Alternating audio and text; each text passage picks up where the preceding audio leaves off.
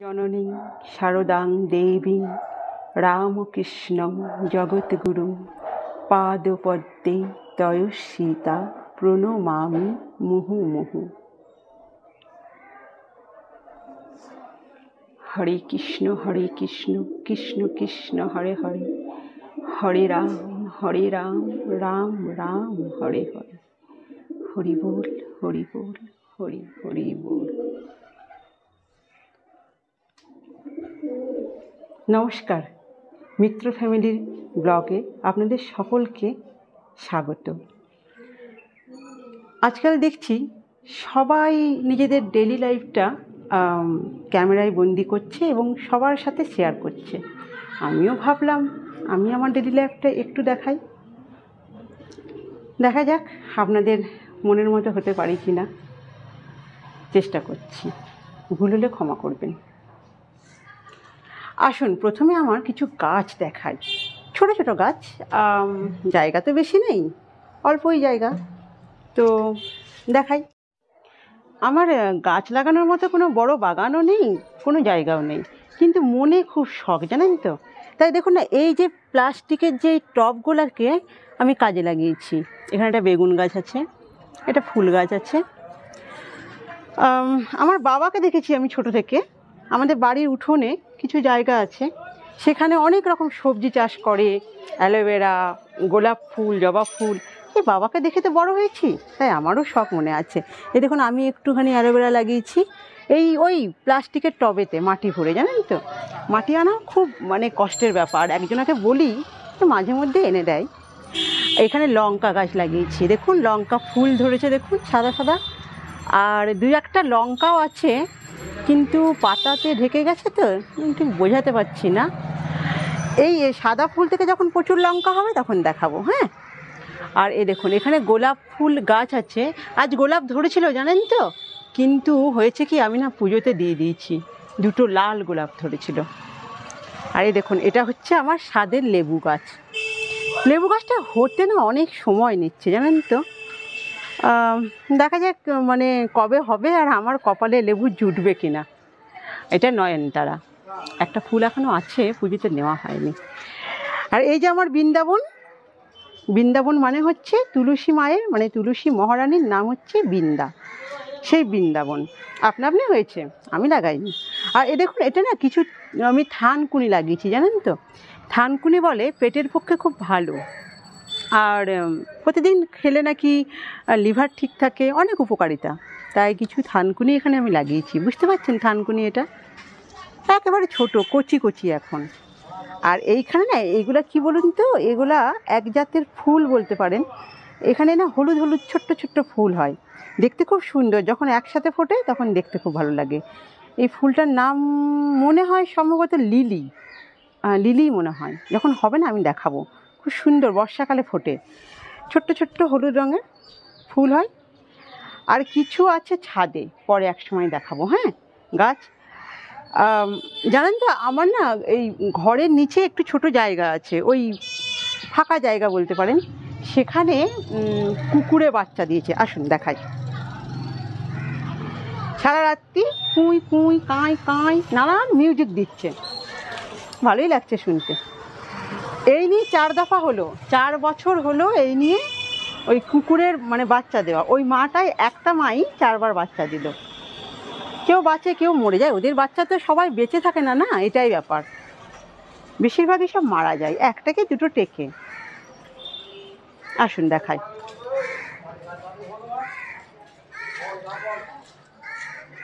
কিছুদিন আগে নিচেটা পরিষ্কার করেছিলাম, এই ফাঁকা জায়গাটা, কিন্তু কিছু মানুষ আমাকে বলে কি একটু টেপ এগুলো রাখতে দেবে, এই ভাঙা চূড়া জিনিসগুলো। আমি বলি হ্যাঁ রাখো, আমার তো জায়গাটা ফাঁকাই পড়ে আছে, কারোর তো কাজে লাগছে, কারোর কাজে লাগলেই হবে। তাই আর কি কিছু মানুষকে আমি এটা রাখার জন্য দিয়েছি। না না পয়সার বিনিময়ে নয়, এমনি বলতে পারেন সাহায্য, আমারও ফাঁকা পড়ে আছে। আসুন দেখাই। এখানটা খুব একটা আসি না আমি, এটা ফাঁকাই পড়ে থাকে। আপনাদের বাচ্চাগুলো দেখাবো তাই একটু এলাম। এই দেখুন, দেখছেন 1 2 3 4 5 6, 6টা হয়েছে। সব সাদা, সাদার মধ্যে আবার কিছু ব্রাউন কালার আছে, কিছু ব্ল্যাক আছে। আর এই যে ইনি হলেন মাতৃদেবী। মাতৃদেবীর এই নিয়ে 4বার হলো, তাই তো মাতৃদেবী? আর নয়, হ্যাঁ আর নয়, সুস্থ থাকতে গেলে আর নয়। আমি একটা দেখাই আপনাদের, এই যে দেখছেন চোখ ফোটেনি এখনো, এই দেখুন এখনো চোখও ফোটেনি। বাবারি গুলুমুলু, গুলুমুলু।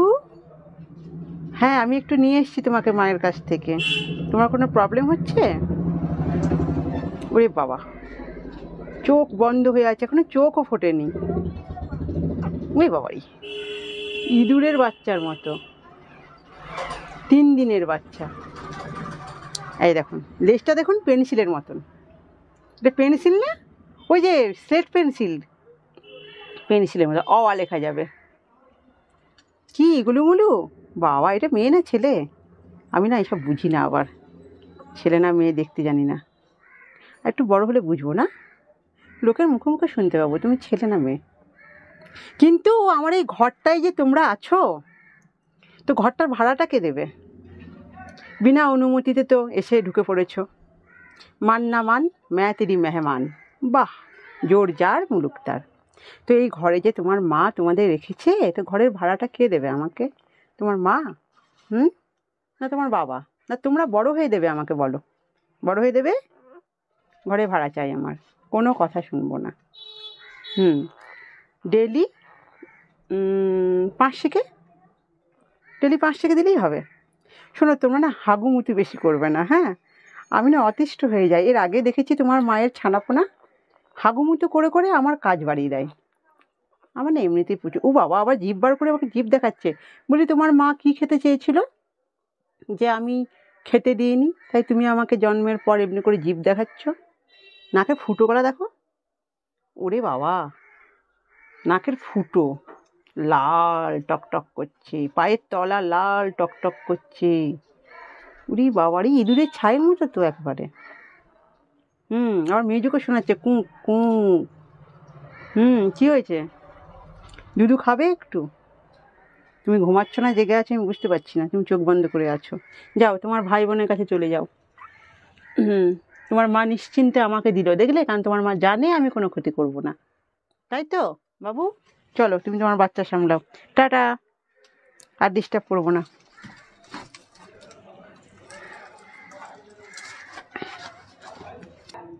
হাতটা পরিষ্কার করে ধুয়ে নি, সদ্যজাত শিশু কুকুর তো, কি জানি কিসে কি হয়, তাই না? আজকে আবার কারেন্ট নাই সকাল থেকে, তাই পাম্পে জল তোলা হয়নি, জানেন তো খুব অসুবিধা। এই মগে করেই জল নিয়ে ধুয়ে নেব।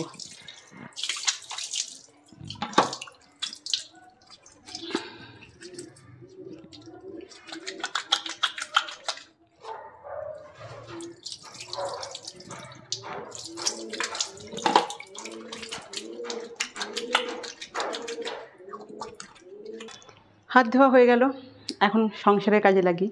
মা মেয়ের তো সংসার, ছোট্ট ফ্যামিলি আমার, কপাল গুনে কেউই রইল না। যাকগে, সেই দুঃখের কাহিনী না হয় একদিন অন্যদিন শোনাবো।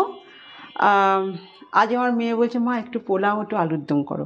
আমার ঘরে আবার সেরকম কিছু জোগাড়ও নেই, আর বাজার যাওয়ার মতন সময়ও নেই হাতে।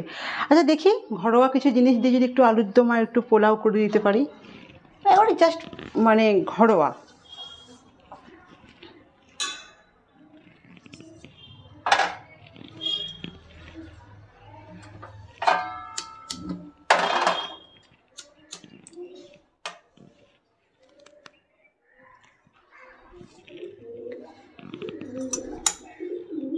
ফার্স্ট একটু আলুর দমটা করি, পোলাওটা না গরম গরমই ভালো, একটু পরে করব।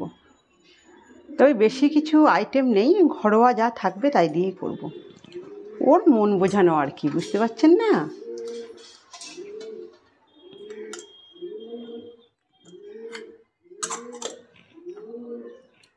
এই পেছনে তামা দেওয়া কড়াইগুলো না খুব তাড়াতাড়ি তেতে যায়, খুব তাড়াতাড়ি গরম হয়ে যায়।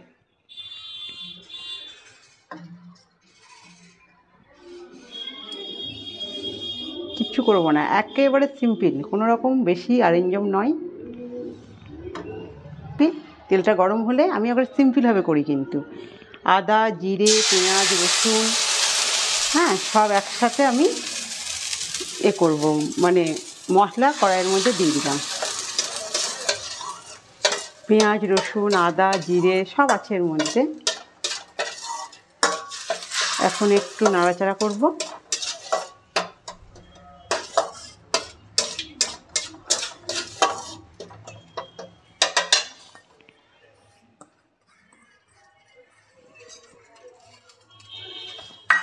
এটাকে আরও ভালোভাবে মানে মনে করলে করা যায়, কিন্তু সাধারণত এমনি করেই হবে।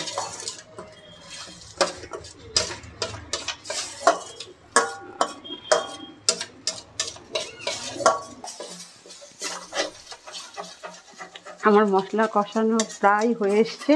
আমি না এর মধ্যে একটু মিট মশলা দিয়েছি, জানেন তো, একটু মিট মশলা অ্যাড করেছি। চাইলে আপনারা দিতেও পারেন, নাও দিতে পারেন। আর আপনাদের আলুর দম করার কি শেখাবো, এটা সাধারণ সবাই জানে। এবার না এর মধ্যে আমি একটু আলু সেদ্ধ করে রেখেছিলাম, সেটা দিয়ে দেবো। আলু কটা ভেজেও দেওয়া যায়, কিন্তু অতি সিম্পলভাবেই রান্নাটা করছি।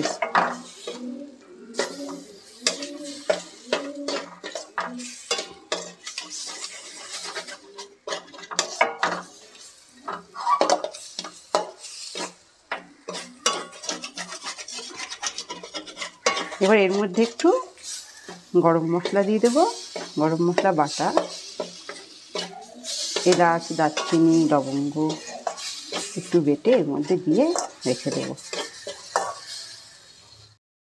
মিক্সিতে পোলাওয়ের মশলাটা করে নিই আগে। এর মধ্যে কী কী দিচ্ছি জানেন তো? জয়িত্রী, জায়ফল, বড় এলাচ, তারপর ছোটো এলাচ, দারচিনি, লবঙ্গ, সাজিরে সব ওই শুকনো কড়াইয়ে নেড়ে নিয়ে, তেল না দিয়ে শুকনো কড়াইয়ে নেড়ে নিয়ে আমি এটা মশলাটা বানিয়েছি। আমি এটা মিক্সিতে একটু করে নিই।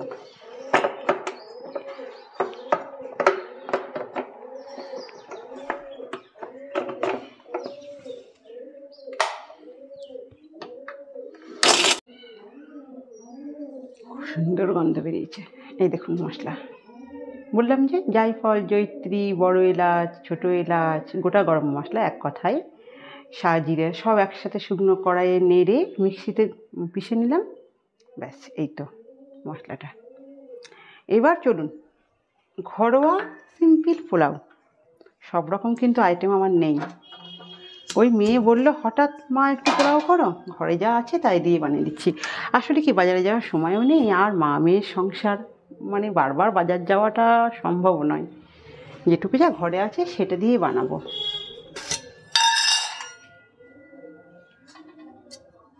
প্রথমে কড়াই একটু ঘি দেব। এই যে দেশি ঘিটা দেখছেন, এটা আমার মা নিজের হাতে ঘি বানিয়ে পাঠিয়েছে আমাকে। না, আমাদের বাড়িতে প্রচুর তো গরু নাই, গ্রাম হলেও পরিবেশ খুব ভালো, কিন্তু কি জানেন তো, আমার বাবার একবার শিরদাঁড়া ভেঙে গেছিলো একটা অ্যাক্সিডেন্টে। তখন ডাক্তার বলেছিল যে পিওর দুধ খেতে। পিওর দুধ তো কেনা দুধ পাওয়া যায় না। তাই আমার মা কষ্ট করে হলেও একটা গরু, মানে দুধ দেওয়া গরু, গাই গরু রাখার চেষ্টা করেন। সেখান থেকে দুধ থেকে নিজে এই ঘি বানিয়ে আমাকে পাঠায়। এটা পিওর একেবারে দেশি ঘি, যেটা কিন্তু দারুণ গন্ধ, জানেন তো, খুব সুবাস ঘিয়ের। মায়ের হাতের ঘি তো, মায়ের হাতের জিনিস সবসময় ভালোই হয়। এই গোটা গোটা কিছু মশলা বেঁচে ছিল গুঁড়ো করার পর, সেটা আর কি আমি দিয়ে দেব। একটু থেতো করে নিই।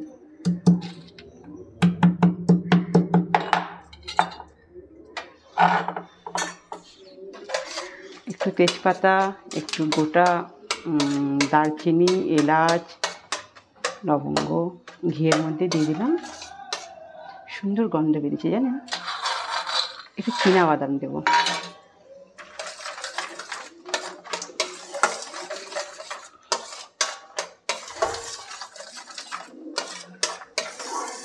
মা অন্নপূর্ণা কৃপা করলে সব রকম আইটেম না থাকলেও সুস্বাদু হবে। কারণ অন্নপূর্ণারই তো রান্নাঘর।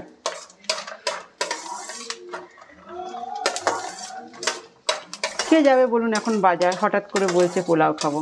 আর আমার তো মানে এছাড়াও অন্য কাজ আছে, আমি আস্তে আস্তে সব আপনাদের বলবো যে সংসার ছাড়াও আমার অন্য কাজ আছে। আমার সাথে থাকবেন, আমি আমার জীবনের ছোট বড় সুখ দুঃখ সব কথা আপনাদের সাথে শেয়ার করব। আমার তো ছোট ফ্যামিলি, আপনারা সবাই যদি থাকেন তাহলে কি হবে জানেন তো, আমার ফ্যামিলিতে না অনেক বড় এবং পরিপূর্ণ হয়ে যাবে। আপনাদের নিয়ে আমার ফ্যামিলিটা পরিপূর্ণ বড় ফ্যামিলি হয়ে যাবে। এই আতপ চালটা সকালবেলাতে আমি ধুয়ে জলে ভিজিয়ে রেখেছিলাম। এই আতপ চালটাও কিন্তু আমার মা তার মানে মা পাঠিয়েছে, মানে আমাদের কিছু জমি আছে, বেশি নয় সামান্যই, তো সেই জমির আতপ চাল।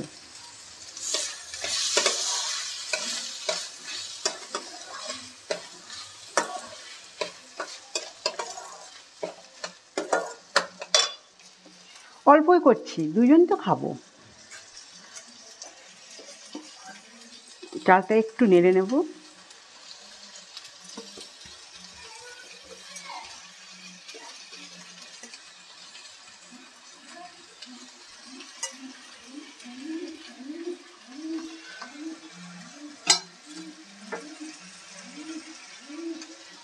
আমার পোলাও এতক্ষণে রেডি। আমি না মশলা দিয়ে দিয়েছি, ওই গুঁড়ো মশলাটা যেটা বানিয়েছিলাম আমি। আর আমি না কোনো রকম কেমিক্যাল রং দিইনি, শুধুমাত্র ঘরের সাদামাটা পোলাও করেছি। তো আপনারাই দেখুন কেমন হয়েছে, আপনারা কমেন্ট করে কিন্তু জানাবেন, হ্যাঁ, যে এটা কেমন লাগলো আপনাদের। আপনারা লাইক কমেন্ট অ্যান্ড শেয়ার করবেন। আমি তো সেরকম কোনো মানে ইনগ্রিডিয়েন্টস দিইনি। দেখুন আপনারা কেমন হয়েছে, আর ভালো লাগলে অবশ্যই কমেন্ট করে জানাবেন। আমার ছোট ফ্যামিলি, কিন্তু আপনারা সবাই যদি যোগ হন আমার ফ্যামিলি অনেক বড় হয়ে যাবে। আশা করছি আপনারা আমার পাশে থাকবেন আমার ফ্যামিলি মেম্বার হয়ে। নমস্কার, ধন্যবাদ।